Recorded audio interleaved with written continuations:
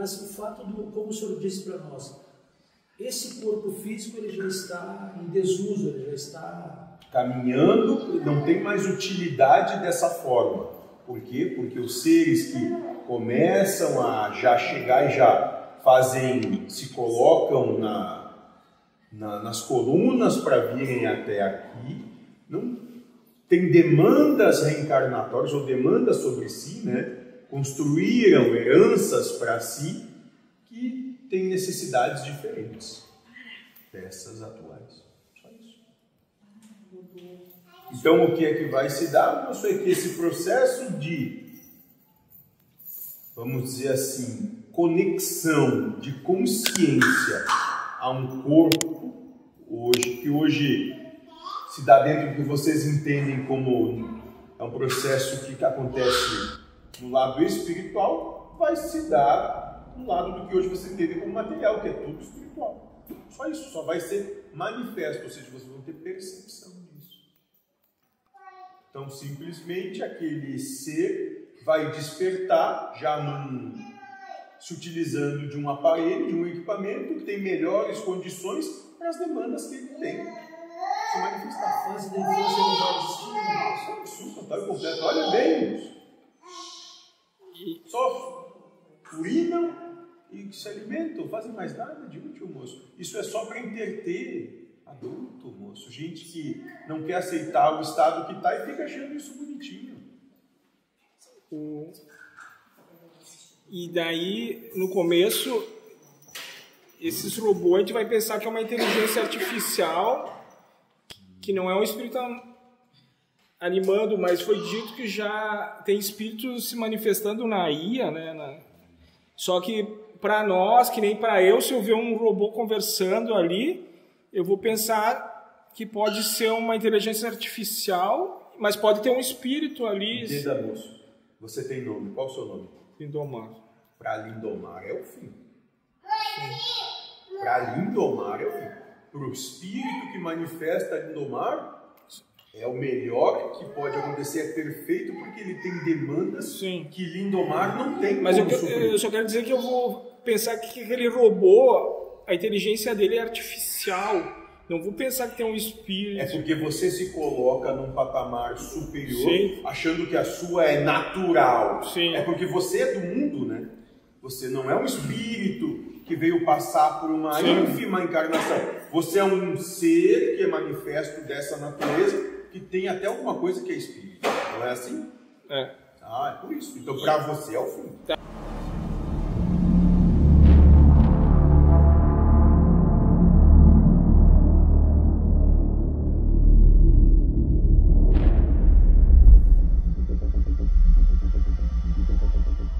Mude, né, mentor? O senhor acabou de falar com relação aos valores. Se o valor de dinheiro para a empresa, casa, deve ficar cada vez mais apegado com o seu bolso. Você é politicamente correto quando coloca isso. Se o valor é o filho é coisa desse mundo. Se o valor é o pai e a mãe, pai e mãe é coisa desse mundo. Se o valor é família é coisa desse mundo. Entende, moço? Se o valor é passarinho, é árvore, é cachoeira, isso é coisa desse mundo. Não tem nada do lado de cá que seja assim. Isso não existe. Então, há de se ampliar essa percepção para entender o que é esse mundo. Quando falamos desse mundo, é exatamente tudo que há nele.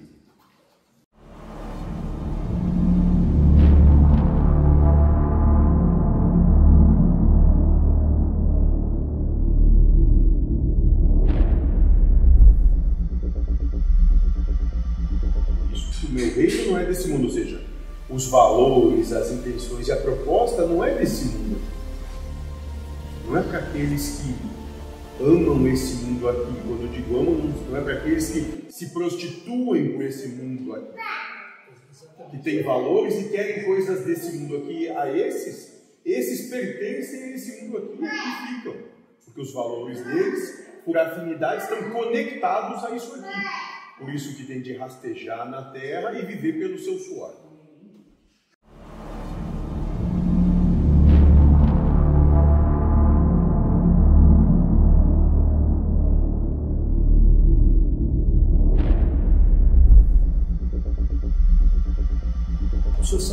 porque no livro do Ramatiz, ele traz um exemplo que retrata aqui. Quando Jesus fala que ele veio cumprir a lei, ele deu o exemplo que tinha o lago de Genezaré, e tinha, por exemplo, um caminho que beirava sempre o lago. E tinha um outro caminho que contornava bem longe. Aí se perguntava, você veio pelo caminho das águas ou só você veio pelo outro caminho? Aí caminho das águas, caminhou sobre as águas. Então, ele fala que Jesus não caminhou sobre as águas. Então, somente Jesus fazia o caminho das águas, só que pela repetição e a língua grande das pessoas, Jesus caminhou pelas águas, sobre as águas. Então, na verdade, moço, o que se deu aí é que o vocabulário daquele tempo, a quantidade de palavras é infinitamente menor do vocabulário que vocês têm hoje, ou tiveram, foi desenvolvido depois, manifesto depois. E é só por isso que essa linguagem proposta, ela fica dessa maneira, sujeita à interpretação de quem reescreveu. Então, não caminhou pelas águas, não multiplicou pães e peixes, não odiou qualquer coisa que seja, só que falava que existiam coisas que eram preferíveis e coisas que não eram preferíveis. Como que o vocabulário daquela época era pobre, você não podia, ou você adorava ou você odiava, não tinha outra palavra para discernir o que se queria dizer. Só isso. É só uma questão de vocabulário pobre. Exatamente, porque tem aquela situação do camelo, né? Parece que na época camelo também era como se fosse uma linha, né, mentor? Não era a figura do animal. Era um nó dado na linha. E o nó não passa pela linha. Só isso. Só depois é.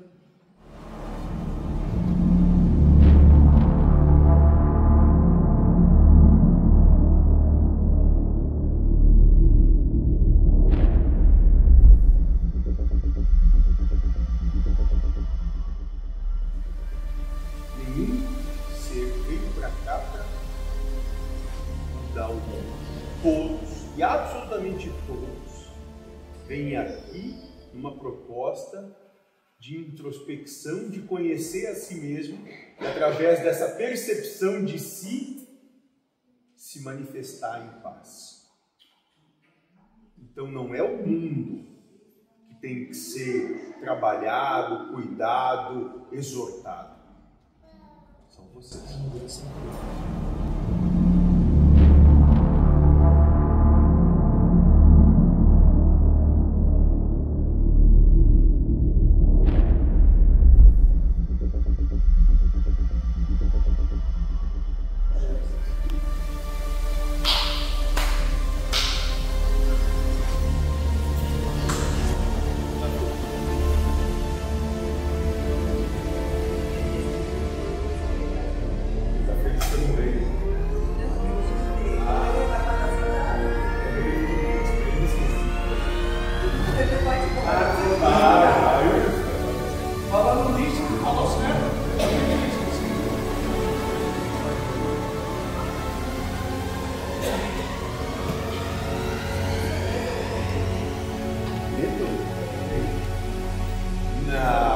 Tem medo de mim?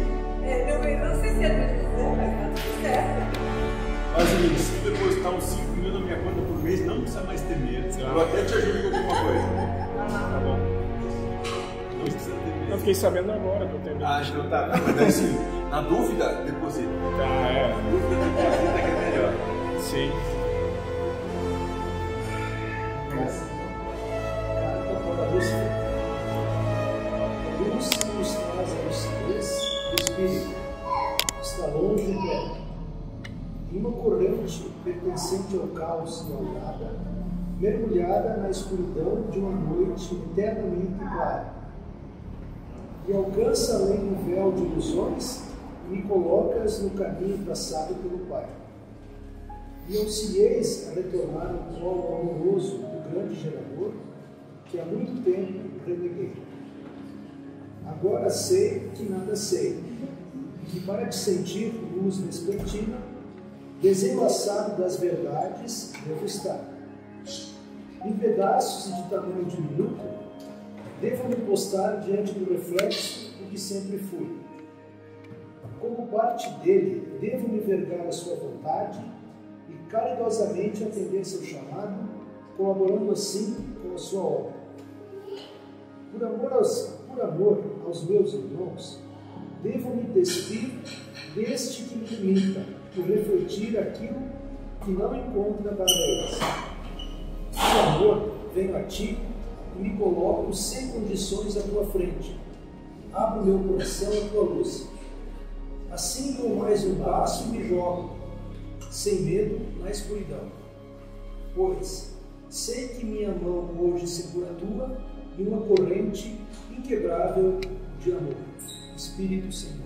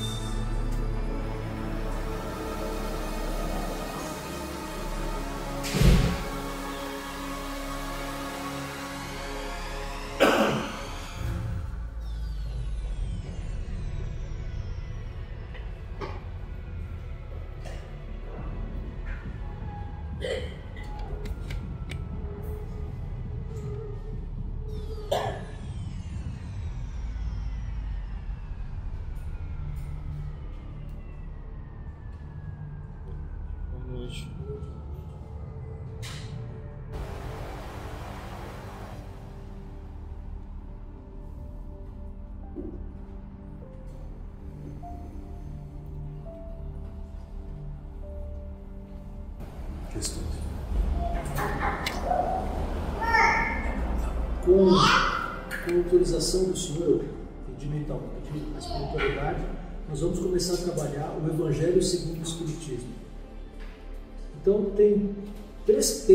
são duas questões que eu vou ler para o Senhor, eu gostaria que o Senhor comentasse para nós, mas tem uma questão que ficou nos encontros anteriores, que por 2 encontros o seu irmão não veio, daí a gente vai fazer uma questão sobre isso e depois vai para as questões do Evangelho. Passado a Páscoa, mentor, suscitou a questão seguinte: fé inabalável e fé que move montanhas. Eu gostaria que o senhor comentasse para nós sobre fé inabalável e fé que remove montanhas. Bom. Fé inabalável. Qual é a proposta da fé inabalável? Fé inabalável é aquele entendimento, aquela percepção, compreensão ou lucidez de que tudo está exatamente como deve estar, sem tirar nem pôr coisa alguma. Essa é a fé inabalável. Que aconteça o que acontecer, seja o que for, é perfeito o que é. É a manifestação da mais pura perfeição ante ao que o todo necessita. Fé inabalável. Simples compreensão de que tudo está exatamente como deve estar. O segundo detalhe, mentor, a fé que remove montanhas é aquela que, se nós tivéssemos fé tamanho de um grão de mostarda, nós poderíamos. Eu gostaria que o senhor também comentasse sobre isso. Exatamente. Muito bem. A parábola propõe o seguinte enfoque. Vocês vão passar, e durante toda a oportunidade da manifestação da reencarnação, vocês vão passar por tribulações. Tribulação é o normal. É o que mais vai ter. Vem aqui para isso, para passar por tribulações. A fé que move a montanha é aquele que manifesta a fé, que diante da tribulação diz: eu coloco em tuas mãos, seja feita a tua vontade, não a minha. Aí essa fé é aquela que remove a montanha do sofrimento, da dor, da incompreensão, da raiva, do ódio, da amargura, da mágoa do ser. Mentor querido, só um pequeno parênteses. É muito bonito ouvir isso do senhor, eu, Firmino, acho isso de fato é verdadeiro. Porém, como diz, volta e meia o nosso colega, ele fala, a teoria é bonita, a prática, nem, ou seja, o senhor entende? Passar da teoria para a prática, como diria, tem um oceano no meio. Por quê? Não, isso é só mais um detalhezinho, mentor. O senhor falou, o normal é atribulações, e vocês vieram aqui para isso. Seguindo o lema da casa, você é herança de você mesmo, é porque a gente só produz karma? Não exatamente. Primeiro, sobre a primeira colocação que fez. A teoria é uma e a prática é outra. É bem simples, moço. Porque vocês não têm vergonha na cara. É só por isso. Porque vocês dizem que buscam ser felizes, mas não abrem mão do que lhes leva à infelicidade. Então vocês não têm vergonha na cara. Vocês dizem que buscam uma vida em paz, mas vocês não abrem mão daquilo que tira a paz de vocês. Vocês não têm vergonha na cara. Porque a gente busca o eu primeiro, mentor, por isso? Porque colocam o mundo na frente da sua paz e da sua felicidade. As coisas do mundo. Vocês prostituem-se pelas coisas do mundo e o preço é a tribulação. Por isso que a tribulação é o normal, é o comum. Porque vocês se prostituem. Vocês se vendem. O senhor pode dar um exemplo, mentor, por favor, de prostituir-se, de se vender? Sim. Você, por exemplo, quer um veículo novo. E você gosta desse veículo novo, acha bonito, você gosta de estar aí. Só que você tem de pagar por ele. E aí você quer o veículo e na hora de pagar você tem a dificuldade de pagar por ele. Ou acontece de você ter um acidente com um veículo novo que lhe é caro. Ou com qualquer outra coisa. Eis a proposta da tribulação que você a toma para si. Seja que porque você não consegue fazer a coisa como você imaginou que deve ser feito, ou porque a vida proporciona situações que você não quer que aconteça, esse seu desejo lhe dá só a oportunidade de sofrer. Que se não existisse esse desejo por aquilo, isso não aconteceria. E uma coisa puxa a outra, em relação à fé que o senhor comentou também, o senhor acabou de comentar agora, a fé é inabalável, a gente não abre mão de dizer tudo está perfeito e é a vontade de Deus. Aí eu quero a minha vontade e eu reclamo, o que eu fiz para Deus, né? Quer dizer, o ser humano no geral. Né? Agora, colocando a segunda proposta que você vem, e aí sim, para explanar a primeira, você é herança de você mesmo na medida que você mesmo escolheu as vicissitudes pelas quais você veio passar. Então, tudo que te acontece, todo o caminhar que se sucede na sua reencarnação, está determinado, foi escrito por você mesmo. E você reclama.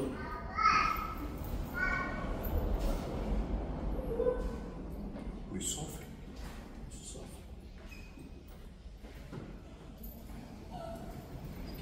Meu querido, só mais uma questão ainda sobre a situação da Páscoa.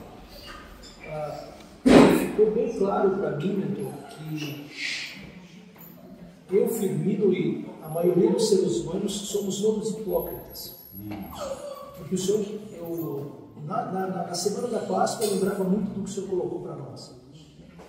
Sim, eu entendi assim, que Jesus seria um morador de rua, e junto com ele iria uma multidão de 100, 500 pessoas e ele não tomava banho, ele cheirava mal, e aonde ele ia, ele era muito mais expulso do que acolhido. E eu percebi, mentor, que hoje em dia seria a mesma coisa. Mas, moço, Somos todos prédios, somos todos prédios, exatamente. Não é à toa.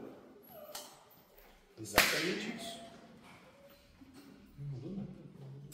Então, o ser humano de há 2 mil anos atrás de hoje é exatamente igual. Ótimo.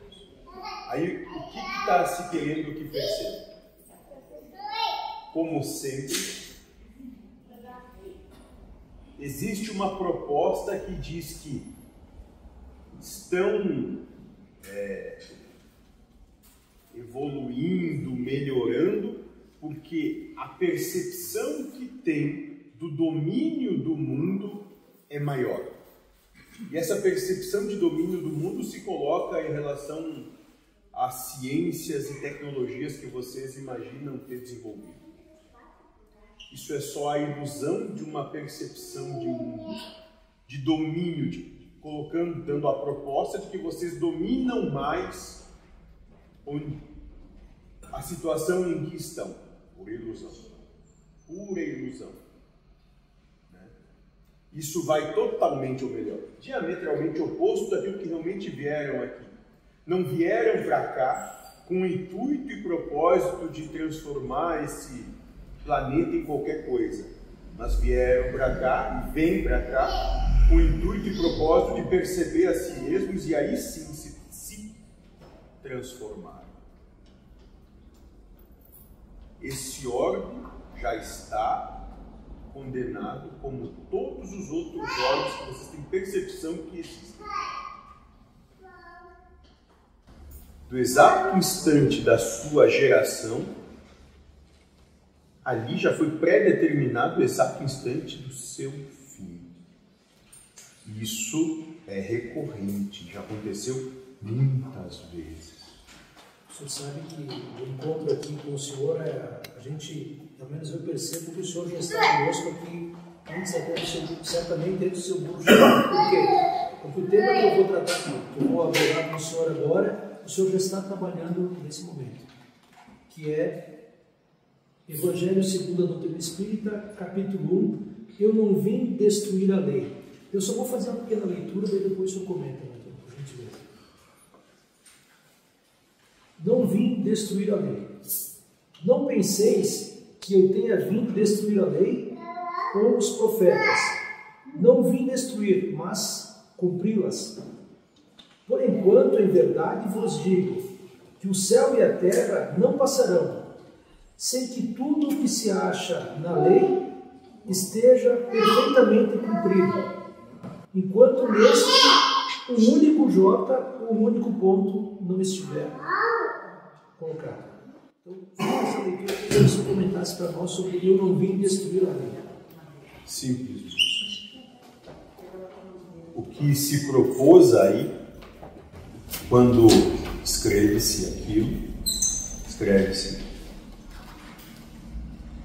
E vamos falar então, ainda de antes da concepção, da manifestação desse livro a vocês, é que não tem absolutamente coisa alguma que tenha mudado.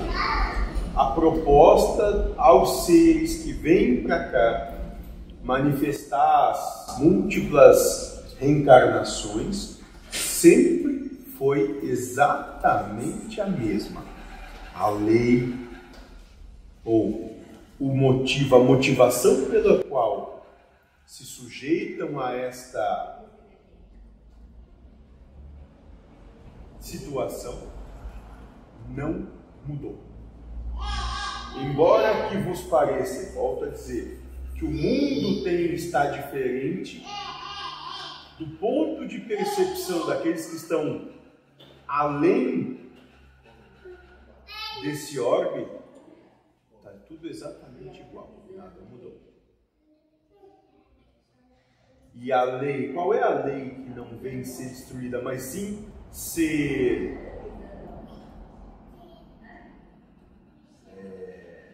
reafirmada, Ser cumprida, explicada. se trata justamente do que estávamos falando antes. Nenhum ser veio para cá para mudar o mundo. Todos, e absolutamente todos, vêm aqui numa proposta de introspecção, de conhecer a si mesmo, e através dessa percepção de si, se manifestar em paz. Então não é o mundo que tem que ser trabalhado, cuidado, exortado. São vocês. O senhor sabe, mentor, que no livro do Ramatiz, ele traça um exemplo que retrata aqui. Quando Jesus fala que ele veio cumprir a lei, ele deu o exemplo que tinha o lago de Genezaré e tinha, por exemplo, um caminho que beirava sempre o lago. E tinha um outro caminho que contornava bem longe. Aí se perguntava, você veio pelo caminho das águas ou só você veio pelo outro caminho? Aí caminho das águas, caminhou sobre as águas. Então, ele fala que Jesus não caminhou sobre as águas. Então, somente Jesus fazia o caminho das águas, só que pela repetição e a língua grande das pessoas, Jesus caminhou pelas águas, sobre as águas. Então, na verdade, moço, o que se deu aí é que o vocabulário daquele tempo, a quantidade de palavras é infinitamente menor do vocabulário que vocês têm hoje, ou tiveram, foi desenvolvido depois, manifesto depois. E é só por isso que essa linguagem proposta, ela fica dessa maneira, sujeita à interpretação de quem reescreveu. Então, não caminhou pelas águas, não multiplicou pães e peixes, não odiou qualquer coisa que seja, era só que falava que existiam coisas que eram preferíveis e coisas que não eram preferíveis. Como que o vocabulário daquela época era pobre, você não podia, ou você adorava ou você odiava, não tinha outra palavra para discernir o que se queria dizer. Só isso. É só uma questão de vocabulário pobre. Exatamente, mentor. Tem aquela situação do cabelo, né? Parece que na época cabelo também era como se fosse uma linha, né, mentor?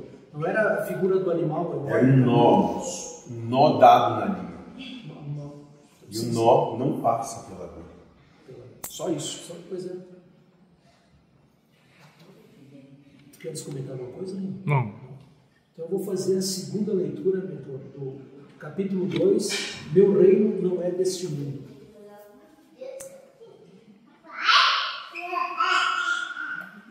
Meu reino não é deste mundo. Pilatos, tendo entrado no novo palácio e feito vir Jesus à sua presença, perguntou-lhe: És rei dos judeus? Respondeu-lhe Jesus: Meu reino não é deste mundo. Se o meu reino fosse deste mundo, a minha gente houvera combatido para impedir que eu caísse nas mãos dos judeus. Mas meu reino ainda não é aqui. Disse-lhes então Pilatos: pois, rei? Jesus lhe respondeu: Tu o dizes, sou rei. Não nasci e não vim a este mundo, senão para dar testemunho da verdade. Aquele que pertence à verdade, escuta minha voz. Então, feita essa leitura, eu gostaria que o senhor falasse sobre meu reino não é deste mundo. Bem simples. O que propõe na alegoria é que os valores pelos quais existiu naquela encarnação e os valores pelos quais transmitiu o entendimento que veio transmitir não eram valores desse mundo aqui. Por isso que o meu reino não é desse mundo, ou seja, os valores, as intenções e a proposta não é desse mundo aqui. Não é para aqueles que amam esse mundo aqui. Quando eu digo amam, não é para aqueles que se prostituem por esse mundo aqui, que têm valores e querem coisas desse mundo aqui. A esses pertencem a esse mundo aqui e aqui ficam, porque os valores deles, por afinidade, estão conectados a isso aqui. por isso que tem de rastejar na terra e viver pelo seu suor. Desculpe, mas como o senhor acabou de dizer para nós, estarmos nessa casa do Pai é para que a gente se modifique, que a gente se reconheça e mude, né, mentor? O senhor acabou de falar com relação aos valores. Se o valor do dinheiro do banco é a empresa, é a casa, ele vai ficar cada vez mais apegado como se fosse. Você é politicamente correto quando coloca isso. Se o valor é o filho, filho é coisa desse mundo. Se o valor é o pai e a mãe, pai e mãe é coisa desse mundo. Se o valor é família, família é coisa desse mundo. Entende, moço? Se o valor é passarinho, é árvore, é cachoeira, isso é coisa desse mundo. Não tem nada do lado de cá que seja assim. Isso não existe. Então, há de se ampliar essa percepção para entender o que é esse mundo. Quando falamos desse mundo, é exatamente tudo que há nele. Eu só quero fazer mais um comentário, mentor, que eu vi. A internet tem coisas boas também que a gente reflete. Eu até ouvi hoje de manhã, às 5 horas da manhã. O Haroldo Dutra Dias é um palestrante espírita, mas ele é um estudioso também da Bíblia antes de ser escrita ou reescrita conforme os interesses.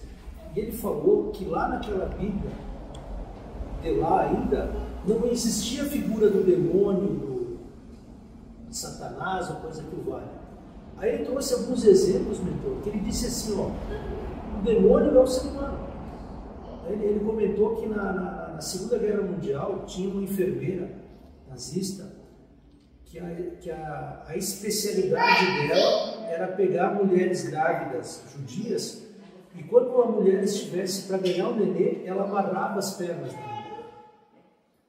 Daí ele coloca assim, claro, o senhor coloca, tudo está perfeito. Mas aí ele faz um comentário, para que demônio melhor que isso? Ou seja, é a atitude do ser humano que me leva a ser, entre aspas, um demônio. Você entende? Mas naquela Bíblia primitiva do início não existia essa figura. E o ser humano traz essa figura para muitas vezes arrebanhar dinheiro, né?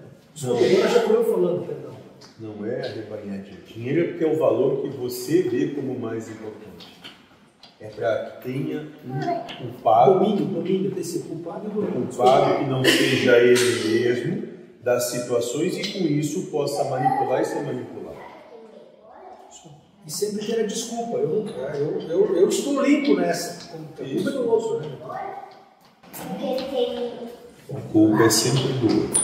Mentor querido, da minha parte, muito obrigado. Vou falar então. Eu percebi que, para mim, né, se eu contrario o outro, eu também me contrario. Então são dois contrariados. E foi dito que se sofrer está morto, eu estou matando ele e me matando em algum grau. Então eu estou suicidando ele, assassinando o outro e me suicidando. Então, ao invés de deixar o outro falar o que ele acha e pensa e só escutar, eu vou dizer não é assim, é assado. E só montando uma figurinha assim, parece que eu vou lá e vou sufocar ele pelo pescoço e ele vai pegar no meu e nós vamos ficar os dois se sufocando, né? Daí vai vencer aquele que morre por segundo. Mas mesmo que ele sobreviva, ele matou o outro, ele pode ficar débil mental porque faltou oxigênio no cérebro, ou depois vai sofrer por culpa por ter matado o outro. Tá voltando um pouco para a Terra, né? Parar de viajar tanto, mas assim, esse contrariar mútuo é os dois sofrerem, os dois estarem mortos em algum grau. Então, se eu não querer contrariá-lo, eu vou me beneficiar também. Eu só tenho que lidar com o meu sentimento e não ver erro no que eu estou dizendo para só não ficar quieto, né? Se eu conseguir ficar quieto, daqui a pouco o outro não se contraria, não sofre.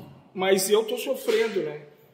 Daí, se eu conseguir amar a situação, ele fala o jeito que ele quer falar, o que ele pensa, e para mim não impacta em nada porque eu não quero contrariá-lo.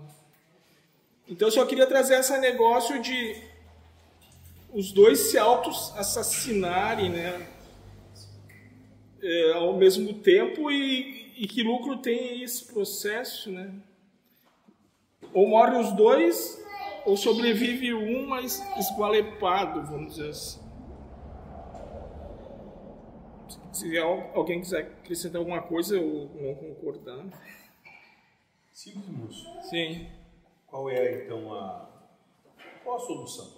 A solução que eu me encontrei é não contrariar o outro. Deixa ele pensar do jeito que ele quiser, né? E eu tô conseguindo sofrer menos. Antes eu não ficava quieto, mas eu ficava irritado. Agora, assim, ó, boa parte eu não escuto o que está sendo dito, mas não é por má vontade só. É porque o outro diz, eu sou acostumado a falar sozinho, eu sou filho único. E eu achava que não precisava dizer tudo que passava na mente, sabe? Não precisava verbalizar. Mas se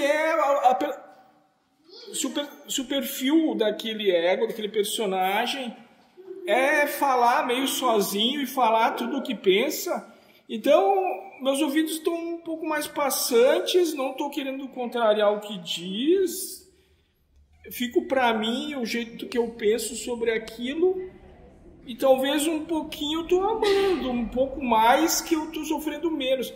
Mas antes eu tinha que dizer para o outro que ele estava errado. Não é daquele jeito que tem que ver a coisa e pensar. Eu nunca consegui o outro mudar, né? Então estou deixando que pense mais sobre o jeito que pensa.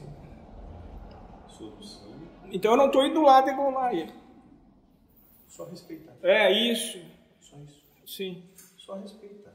Para você, um total e completo absurdo pode ser, mas não é um problema seu. Sim, sim. Respeite. Só isso. Não, Só precisa respeitar, ó. Só isso. Se eu disser que o outro é errado, eu estou certo, eu sei, e daí eu vou limitar a Deus a só o meu jeito de pensar, né? Aquele outro jeito de pensar, Deus, para de viajar, só pensa como eu penso. Mas então, só não indo sufocar ele não me sufoca mais tanto. Então tá bom para os dois, sabe? Só respeite. Sim. Essa frase que é dito, o outro não existe, quer dizer que não existe do jeito que eu imagino que ele é. Eu só não posso cair num lado egocêntrico que só eu existo e vocês não existem. Vocês são criações mentais minhas. Eu entendi isso um pouco. Então, se vocês não existem, eu também não deveria existir. Ou todos nós existimos, né? Só Deus existe. Eu só não posso cair no egocentrismo de dizer só eu existo, vocês não existem. Né? Ou a frase quer dizer vocês não são o que eu digo que vocês são, né? Vocês só existem desse jeito que eu vejo vocês em mim, né? Mas o outro pode ver eles de outra forma, né? Então...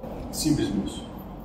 Você tem uma maneira de ver o outro. Que é só sua. Só sua. E que essa maneira de ver não tem, talvez, muito provavelmente, absolutamente nada a ver com o que realmente o outro entende ou se manifesta. É só a sua maneira de ver. Sim, sim, sim. Isso falando para que tenha um mínimo de boa coexistência. Sim. Num outro estado de percepção, sim, nada disso aqui existe. Sim, então os outros não existem, mas eu também não. Isso aqui não existe. Sim. Isso aqui é um absurdo total e completo. Tá. Mas é num outro estado sim, de percepção. Outra... É mais ou menos como a sua infância do 1 ano a 1 ano e 2 dias. Você lembra? Não. Existiu? Você pode dizer categoricamente que existiu, que você lembra exatamente o que aconteceu? É a mesma coisa.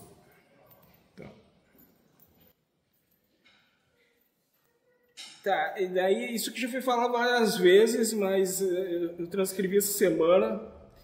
Daí foi dito, Vocês não se respeitam mesmo não sabendo o que o outro pensa de vocês, né? Ou o que está pensando naquele instante. Como seria viver numa realidade onde vocês veem o pensamento dos outros? Então, realmente, eu não tinha que me importar com o pensamento dos outros, respeitar que eles pensem o que quiserem de mim, mesmo porque cada um vai pensar de um jeito diferente, que nem tu falou. Então, eu penso sobre mim de um certo jeito, cada um pensa sobre mim de outro jeito. Uns dizem é um babaca, é meio babaca ou é totalmente babaca. Agora, se Pode ser que outros digam, é o amor da minha vida. Sim, isso. Mas se eu tivesse ouvindo o pensamento de todos agora, como eu ia lidar com isso? Com elogio e com desprezo, né? Eu vou me perturbar... De maneira apaixonada. Sim, eu vou me perturbar, sim, então fica aqui onde não se ouve o pensamento um do outro. Tu quer ir para uma realidade onde tu consegue ver o pensamento de todos, que vai ter seus... Você tem que saber bem lidar com isso. Vai saber bem lidar isso. Porque é natural que pense o que quiserem pensar. Agora, eu vou me abalar, então tu é um de açúcar e tu vai ficar dentro do açucareiro, porque senão as abelhas vão te pegar. Tá? Então, eu só queria trazer isso aqui, que Deus não nos castigou e botar aqui, né? É para o nosso bem. Esse cara aqui não consegue respeitar o outro, mesmo o outro se desrespeitando. Por Deus, isso aqui não Tá, acontece porque Deus obrigou ninguém. Todos que estão aqui clamaram. Tá bom. É diferente. Mas eu tenho que respeitar o que pensa de mim, se é bom ou ruim. Até porque isso é um problema de quem? Sim. É deles. Não é seu. Mas como... Você está botando um peso todo sim. em você que não existe. Mas se tem um universo inteiro pensando diferente, a minha felicidade não pode depender do que pensem de mim. Muito Sim, então, que pensem quiserem. Que se dane. Tá. Eu estava vendo aquela parte do pergaminho de Lúcifer lá. Daí falava de 7 pecados capitais. Eu pensava que capital queria dizer que nem coisa financeira, né? Sistema econômico. Eu fui lá na Radical da Palavra, não sei em que língua lá. É o principal, o cerne da coisa, né? Daí lá no pergaminho fala sentimentos de ódio, vingança, inveja, ambição, ira, ciúme e o maior de todos, o egoísmo. Então deu 7. A internet traz algumas dessas, traz a inveja, a ira, e daí tem outras diferentes, soberba, avareza, luxúria, gula, preguiça. Mas em suma, são tudo meio sinônimos, né? Mas tudo isso aqui, olhando aqui, é de mim comigo mesmo. Se eu tenho inveja do outro, o outro não vai mudar ou vai esconder as suas riquezas para mim não vai invejá-lo. Se eu tenho ira, ódio, só depende de mim mesmo. O universo e os outros não vão ter que caminhar em ovos comigo para eu deixar de ter essas coisas, né? Então, esses pecados foi trazido também a versão de pecado, de se contrariar com Deus, o ato com Deus, né? Mas eu só queria trazer, então, que eu entendi um pouco melhor a história dos 7 pecados capitais. É o cerne da coisa lá, que vai gerar todo o sofrimento, né? Não que é, sei lá... Tá. Dessa versão, de novo. No sistema humano, tem a vítima e o agressor. Daí o problema é o agressor, né? Prende ele, mata ele, e a vítima, coitadinha. Daí tem umas visão assim, religiosa, espiritual, não estou dizendo que é a nossa. A culpa é da vítima, ela está passando por aquilo porque gerou um karma, porque pediu para Deus, porque Deus fez acontecer porque ela precisa aprender algo com aquilo. Daí a visão espiritual, que é uma oposta humana, talvez vai botar o foco na vítima. Aconteceu porque ela está precisando, né? Mas parece que ainda é um polarizar, né? E daí naquela tua frase eu disse lá para o Jefferson, não há vítimas, nem culpados, nem inocentes. É tudo um processo desencadeado para todo mundo manifestar amor. Então, vamos dizer assim, que aqueles dois estão trabalhando em prol do todo, né? Então, a culpa não é da vítima e nem do algoz. Neutraliza tudo, para a polarização e fica assim, ó. Teve que acontecer por algum motivo, o todo demandava daquilo, né? Mas eu só queria trazer que a visão humana, o agressor, o algoz é o culpado. Tem umas visões, talvez, dizendo que o problema é a vítima, porque ela gerou aquela necessidade. Eu só queria trazer para quem sabe, o todo precisava e vamos tirar a culpa de um e de outro. Vamos eliminar a culpa. Pode, se quiser falar alguma coisa, pode cair de pau. Tá. Isso aqui de novo. O espírito é eterno, tem que ter ocupação, tem que ter mudança, tem que ter novidade, porque senão ele pira, né? O que eu vou fazer eternidade inteira? Porque eu me assustei um pouco quando tu disse que talvez gerações futuras vão ser robôs, clones, ciborgue, uma mistura de tudo, e vão viver dezenas de milhares de anos. Eu enlouqueceria. Não, talvez não é a rotina, né? Mas tá, vamos voltar um pouco assim. Já pensou 100 mil anos casado com a mesma? Eu só queria trazer assim, ó. Eternamente sem nada para fazer é uma loucura. Tu disse que teve uma experiência lá. Mas se tiver muito o que fazer, assim, sobrecarga, também eu vou ficar eternamente com sobrecarga. Então parece que o caminho do meio é interessante, que é quando o cara tem ansiedade, né? Ou sofrer com os acontecimentos. Então parece que é assim, ó. Eu vou ter que lidar com essa porra da eternidade aí. Não eu, ego, o espírito. Não vou enlouquecer com essa... Posso colocar sim. uma situação que está acontecendo exatamente nesse Sim. momento do órgão? Sim. De modo geral, estão passando a encarnar nesse órgão seres que, dentre outras coisas, têm uma grande necessidade, uma grande demanda de aprender a lidar com o que vocês vão chamar de temperança, paciência, Sim. calma. Vocês podem olhar para o mundo e vão ver que essa geração de jovens de vocês e as gerações que estão chegando são extremamente dependentes de químicos que os entorpeçam para que se acalmem.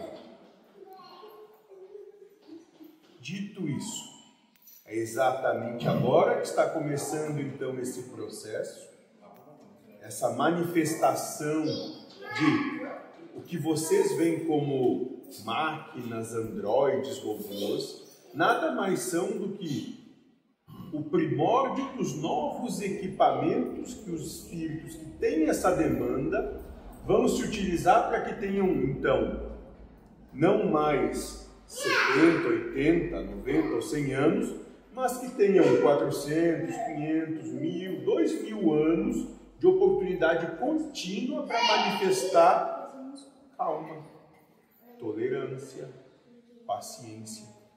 Porque são todos vocês absurdamente ansiosos para que a vida os provenha daquilo que querem para hoje mesmo, não pode nem ser amanhã.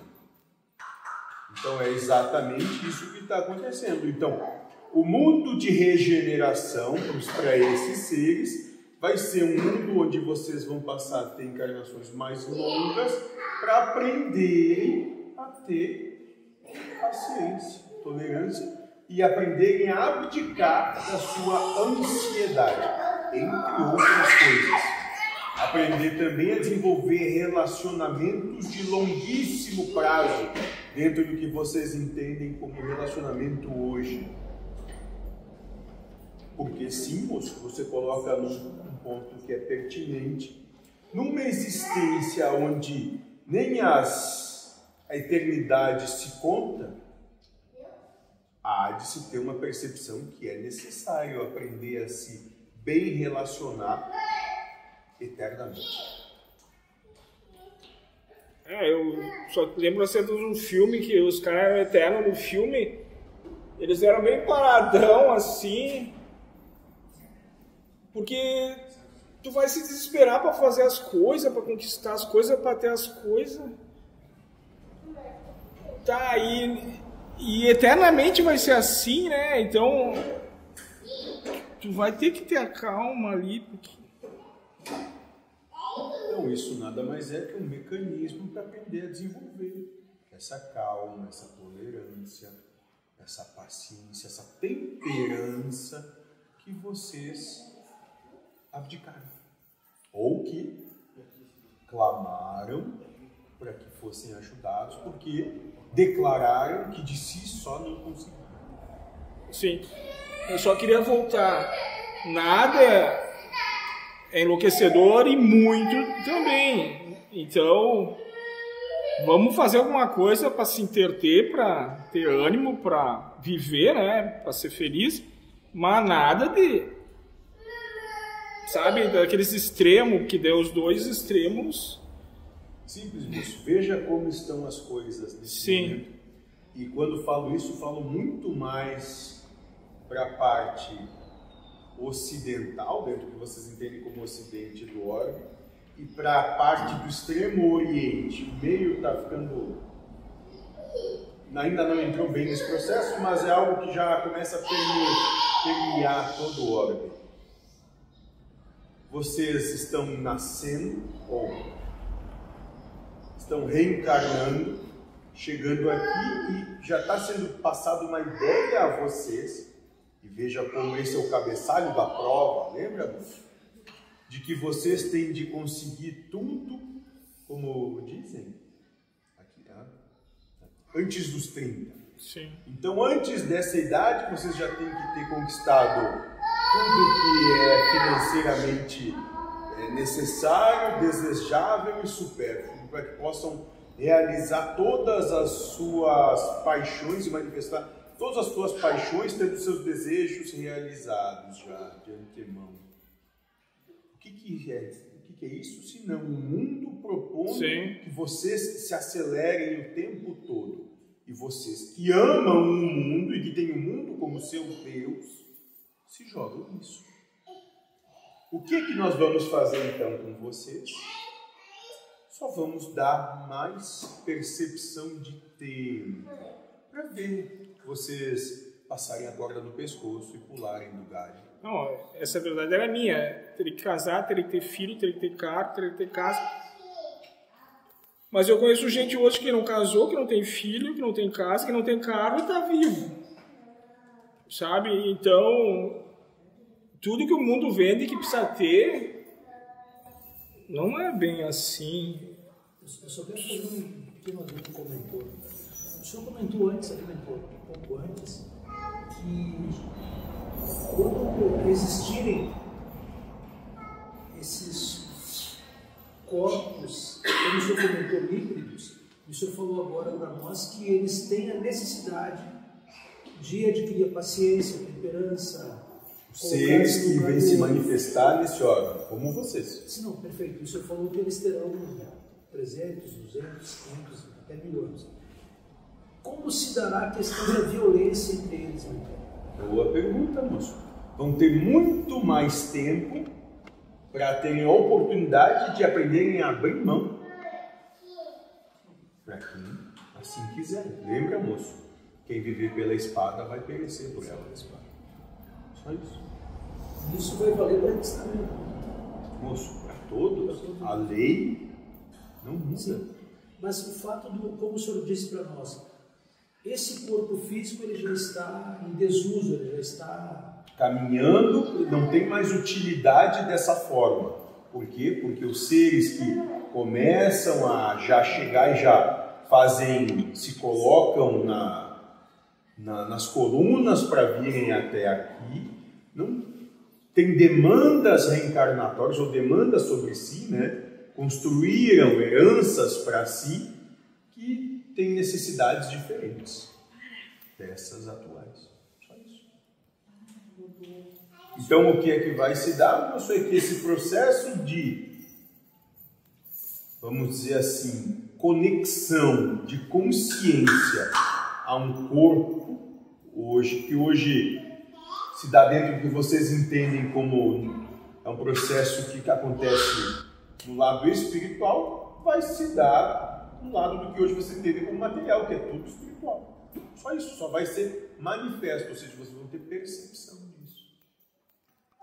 Então, simplesmente, aquele ser vai despertar, já se utilizando de um aparelho, de um equipamento que tem melhores condições para as demandas que ele tem. Se manifestar. a fase da infância não vai existir. Isso é absurdo, total e completo. Olha bem isso. Só urinam e se alimentam, fazem mais nada de útil, moço. Isso é só para entreter adulto, moço. Gente que não quer aceitar o estado que está e fica achando isso bonitinho. E daí, no começo, esses robôs, a gente vai pensar que é uma inteligência artificial, que não é um espírito animando, mas foi dito que já tem espíritos se manifestando na IA, né? Só que para nós, que nem para eu, se eu ver um robô conversando ali, eu vou pensar que pode ser uma inteligência artificial, mas pode ter um espírito ali. Entenda, moço. Você tem nome. Qual é o seu nome? Lindomar. Para Lindomar é o fim. Para Lindomar é o fim. Para o espírito que manifesta Lindomar, é o melhor que pode acontecer, é perfeito, porque ele tem demandas que Lindomar não tem. Mas eu só quero dizer que eu vou pensar que aquele robô, a inteligência dele é artificial. Não vou pensar que tem um espírito. É porque você se coloca num patamar superior, achando que a sua é natural. Sim. É porque você é do mundo, né? Você não é um espírito que veio passar por uma ínfima encarnação. Você é um ser que é manifesto dessa natureza, que tem até alguma coisa que é espírito. Não é assim? É. Ah, é por isso. Então, para você é o fim. Tá, e em cima dos espíritos, Deus pode estar me animando e o robô lá daquele jeitão dele. Isso aí O que é? Sim, é Deus também. Então, O que aqui, é Deus, moço? tudo. Se tudo é Deus. Sim, então interessa se a inteligência dele é artificial, natural, espiritual, é Deus. Isso, é moço. Deus. Então, não posso ver os robôs. O problema é que você, uma vez mais, a partir do seu ponto de percepção dos seus valores, está segregando. Sim. Está se colocando à parte daquilo. Eu não sou quem aquilo. Você entende o porquê da necessidade desse sistema? Sim. Não, tem só mais... essa questão de o certo e o errado ser cultural também. Então, a gente pode dizer assim, é um crime o adulto matar uma criancinha. É o pior crime do mundo. Eu vi essa semana, não sei se é verdade ou não, mas o cara disse, os esquimós, o primeiro filho tem que ser homem. Se nasce uma menina, eles enchem a boca de neve e jogam lá para morrer.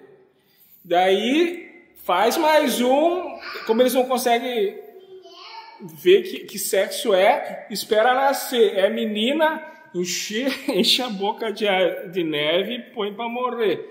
Até que nasce o primeiro homem, daí depois parece que pode vir qualquer sexo, mas o primeiro tem que ser homem.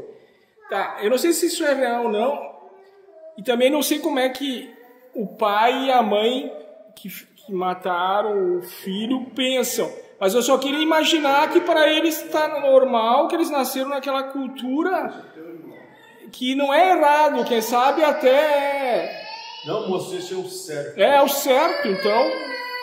Mas eu só queria dizer, não é uma verdade única no globo que os adultos não podem matar as crianças, os próprios filhos. Porque os índios também, quando nascem gêmeos, tem uma certa... que um dos dois vai ser morto vivo, vão enterrar ele vivo. Mas eu só queria dizer, então, como é cultural, às vezes, e é certo, não errado, como o resto que não está fora daquela cultura. Bom, daí tu também falou que o ser predominante nesse globo são os micro-organismos, né?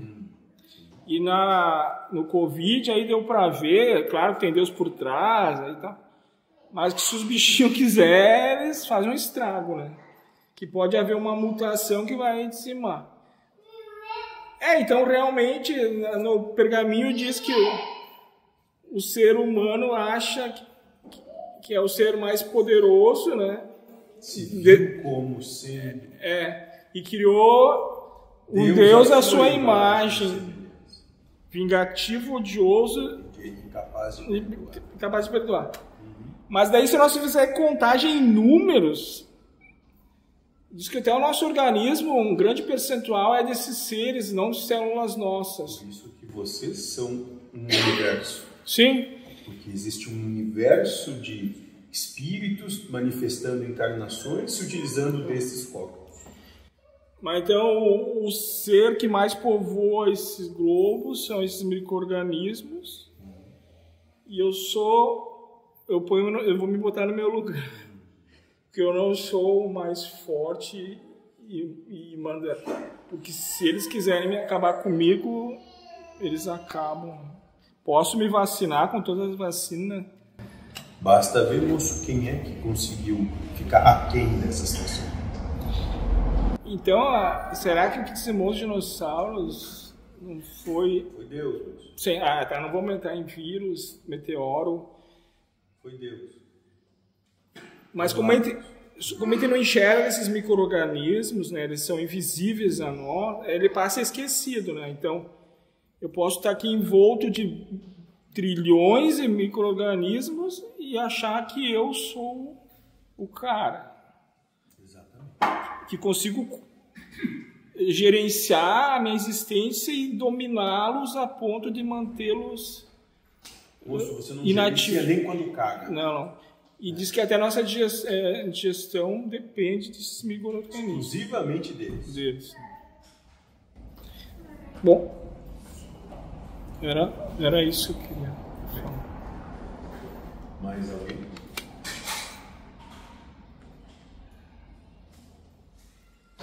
Mais nenhuma questão? Pegando um gancho aí que antes foi falado de respeito, né, no começo da conversa do Linovar, ficar em silêncio é uma forma de respeito, deixar o outro falar o que ele pensa que é verdade.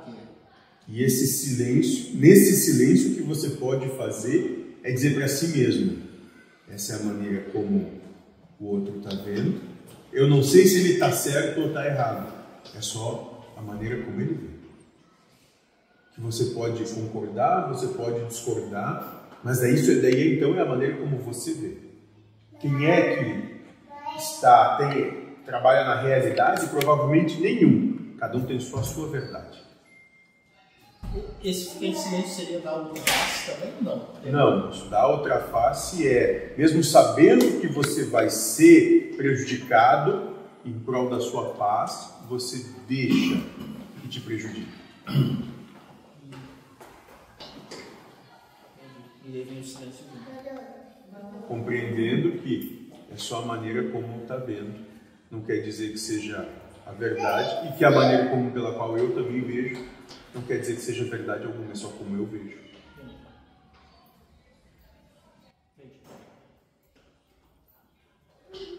Eu queria só falar do desleixo também. Eu tô ficando velho. Não, mas você tá ficando cada vez mais jovem. Tudo tá se ruindo, enchendo de teia de aranha, e cagado de pomba, e sujeira. Mas eu não tenho vontade de fazer mais nada. Porque assim, ó, tu arruma tudo, segundos depois as aranhas vão lá e fazem tudo as teias de novo, o passarinho caga de novo na parede, a louça suja de novo, o gato joga areia. Nossa, esse é o mundo. Não. Se você quer servir, você quer transformar o mundo de acordo com o que você quer, o mundo vai lhe dar e vai lhe dizer, não é do jeito que você quer que vai ser. Parece que o natural não é como eu quero, né? Isso é contra o que você quer. É contra o que é. Porque o mundo natural tem teia de aranha na natureza, tem cocô dos animais, tem árvores encardidas. Agora o neurótico por limpeza vai querer corrigir tudo isso aí, então fica eternamente, porque logo atrás eles vêm de novo. Então eu tô desleixado, tá? Pô, mais que é a mesma coisa que você fazia lá, como é que era? Os campos de proteção. Termina o campo, tá os magos negros destruindo. Você vai ter que chamar ele pra te ajudar. Ainda bem que ele era meu amigo, ele me dá uns... Exatamente, que tinha muito medo dele. Tá, então... Eles iam pra outro universo só quando eles conseguiram escapar. Só assim, né, moço? Só assim. Tá. Mais alguma coisa? Mentor, comente para nós sobre imolar o cordeiro.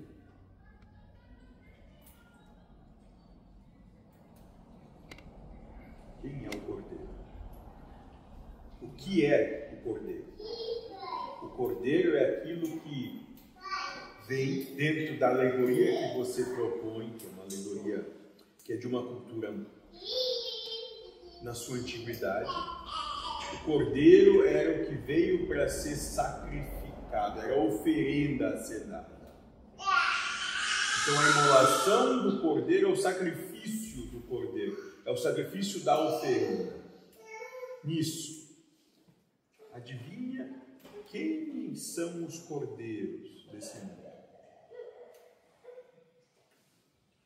Se a gente mudando... São vocês, moço, vocês que têm que se imolarem, se sacrificarem. Enquanto vocês não se sacrificarem, enquanto vocês não sacrificarem os seus valores, enquanto vocês não sacrificarem os seus desejos, enquanto vocês não sacrificarem as suas paixões, enquanto vocês não sacrificarem tudo aquilo que vocês gostariam de dominar, vocês vão continuar sendo desse mundo. Então, a imolação do cordeiro, o sacrifício do cordeiro é tirar desse mundo. Por isso que é sacrificado, por isso que ele tem que morrer, para que vocês saiam do mundo.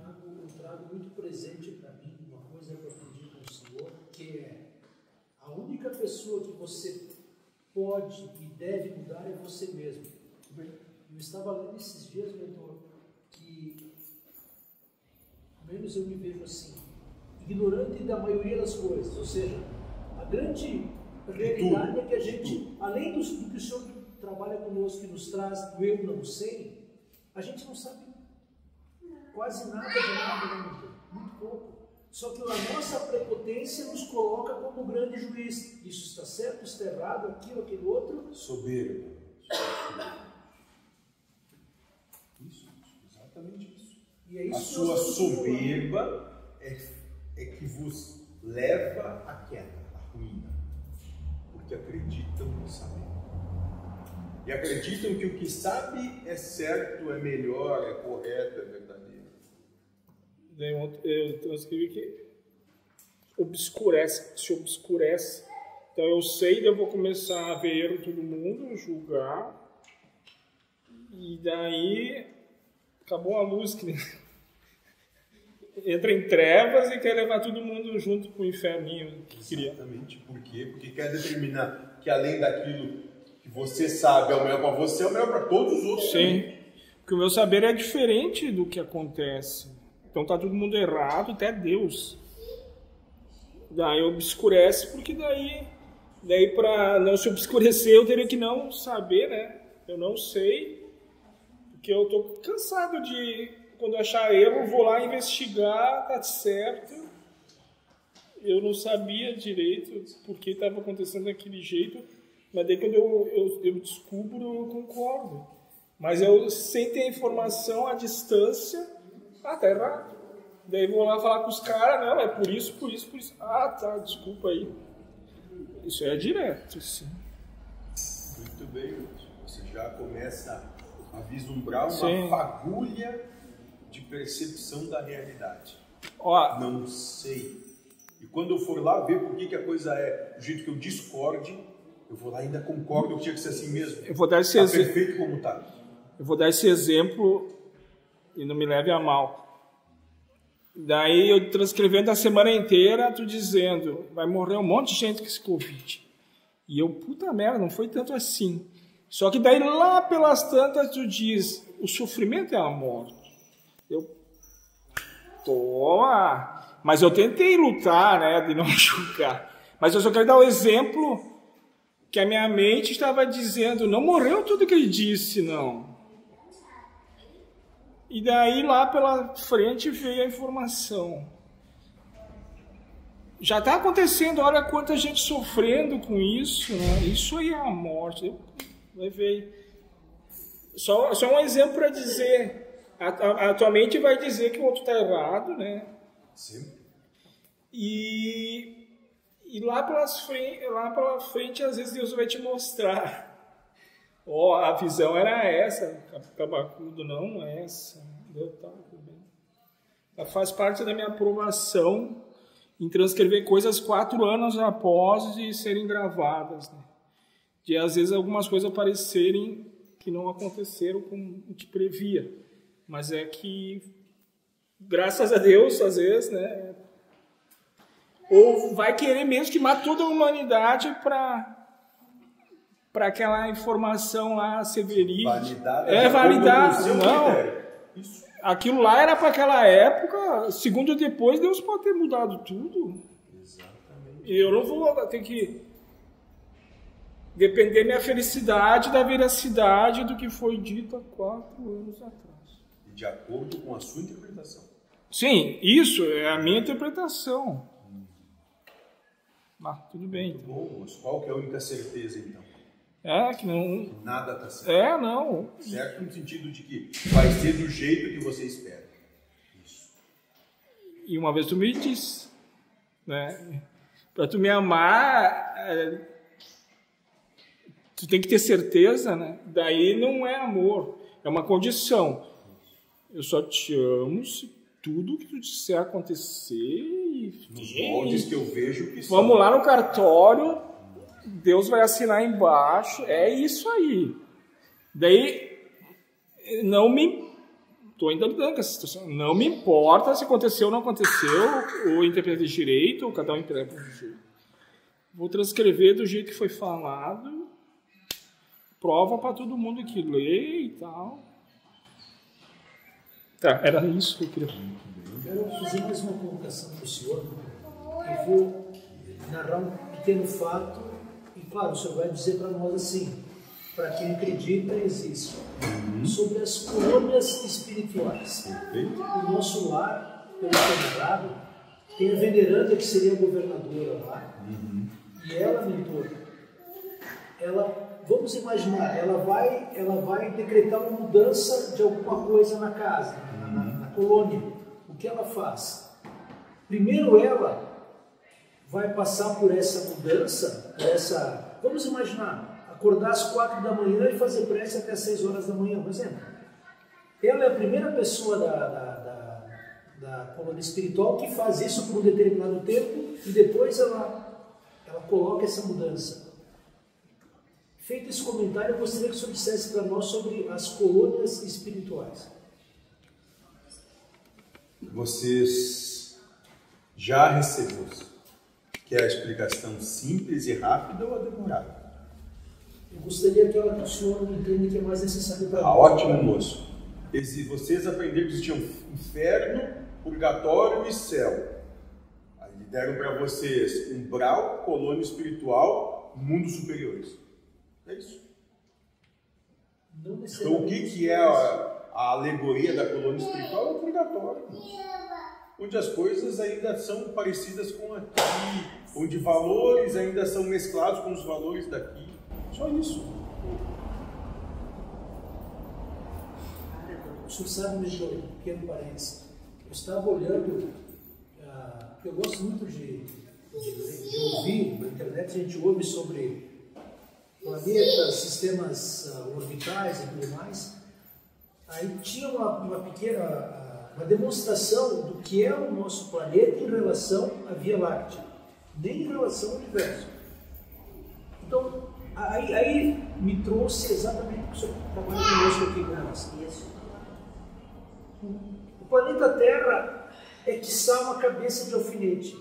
Então, como que, seguindo a lógica nossa aqui, vai ser a lógica da Via Láctea, quiçá do universo? Então, no final da história, é como eu converso com o pai, porque ele gosta muito de ver as novelas, os 10 Mandamentos e tal, e mostra muito lá que os judeus diziam naquela época: a terra santa e nós somos o povo escolhido. Aí recai em relação quer dizer, todo o povo é de Deus, tudo é a vontade de Deus agindo. Como vai se enumerar como povo escolhido em relação a todos os outros? Desculpe, são merda. Nós somos o supra-sumo. O senhor entende, mentor? Então daí mostra o quanto nós somos infantis e o quanto nós somos pequenos. Só isso? É só uma percepção infantil da própria existência, de quem não consegue nem perceber o seu lugar, que são tão importantes ou tão desinteressantes quanto qualquer outro. Só isso. Mentor querido, é que o senhor trouxe no encontro de hoje, o senhor trouxe um outro aspecto que a gente começa a trabalhar. O senhor trouxe, mentor, vai vir, mas o senhor trouxe a questão de eu só posso mudar em mim mesmo, afastar a questão do, digamos assim, eu não sou Firmino, eu estou Firmino. O espírito que me anima, ele está aqui e ele não tem os valores da terra, né? Então, esse espírito, mentor, que não é que está Firmino, mas não é o Firmino, quando ele está na terra, como ele me vê, se é possível colocar assim, mentor, como ele me vê errando, sendo egoísta? Você já escreveu sobre isso, a alegoria aquela do... Isso, essa. Explica pra ele, moço, como é que é isso.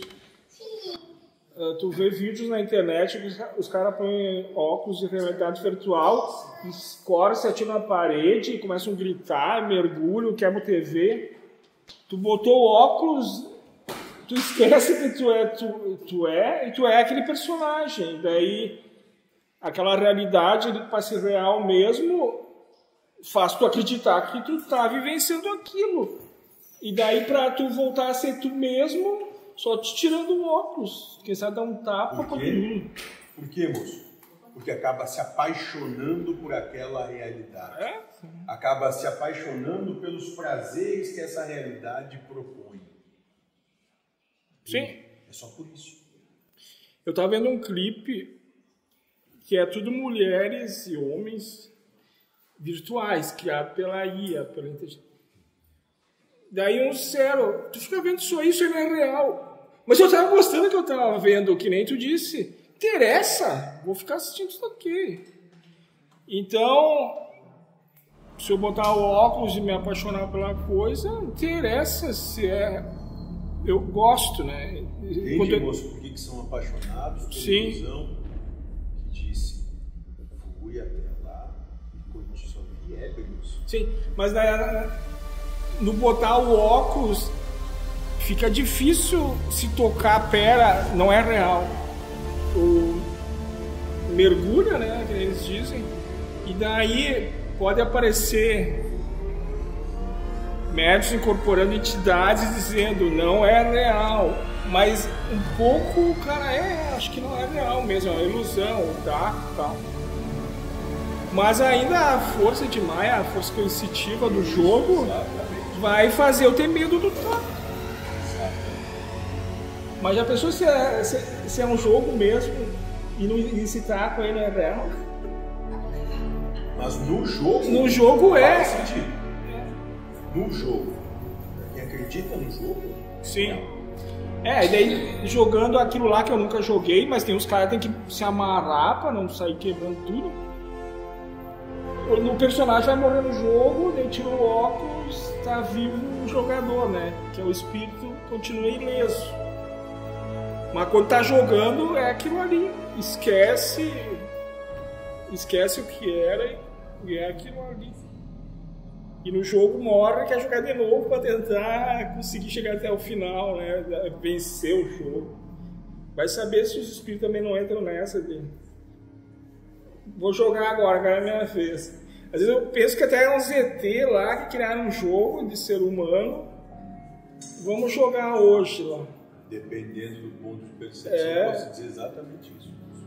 A gente diz que é espíritos jogando o jogo de ser humano, mas pode ser um outro ser que até criou no jogo a história de existirem espíritos que animam aqueles seres, mas é um outro ser biológico lá, sei lá, que joga o jogo ali, sei lá, só agora eu viajei mais um pouco. Mas o cara não sabe, o cara é o jogo. Ou, na verdade, podem ser só máquinas, né? Sim, pode ser só máquinas. Usando de vocês como fonte de energia. Deus lá fumou uns e tá imaginando lá.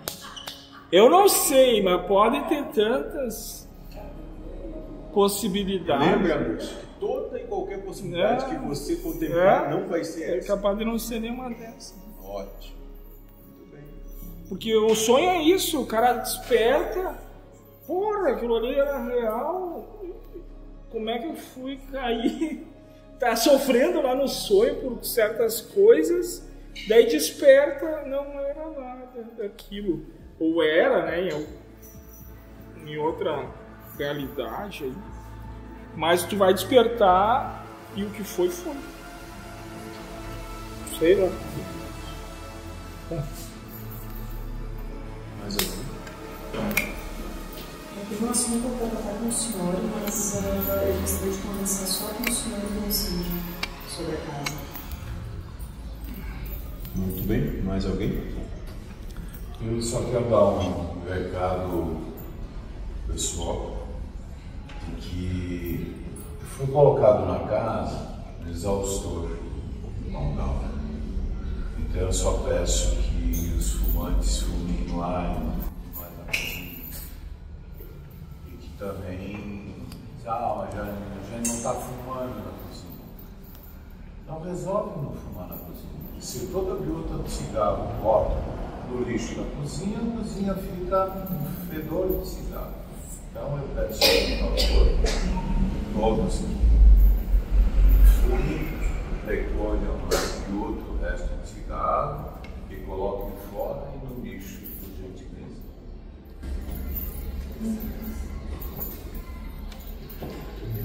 Mais alguma coisa? Eu tenho uma situação que o Jamaica me passou semana passada, que é uma questão particular dele. Ele gostaria de conversar com o senhor. Ele pediu se é possível fazer uma videochamada depois. Hoje não. Não. Podemos marcar. Aproveita e já fala com outro menino lá. Pra domingo. É esse mesmo. Não, esse também. Mas o outro. Aquele que quer também, que quer conversar com você, liga, quiser. Tá, eu vou procurar ver quem quer, então. Muito bem. Mais alguma coisa? Não? É aquele que tem no grupo chamado Antiluz. Isso, exato. Antiluz.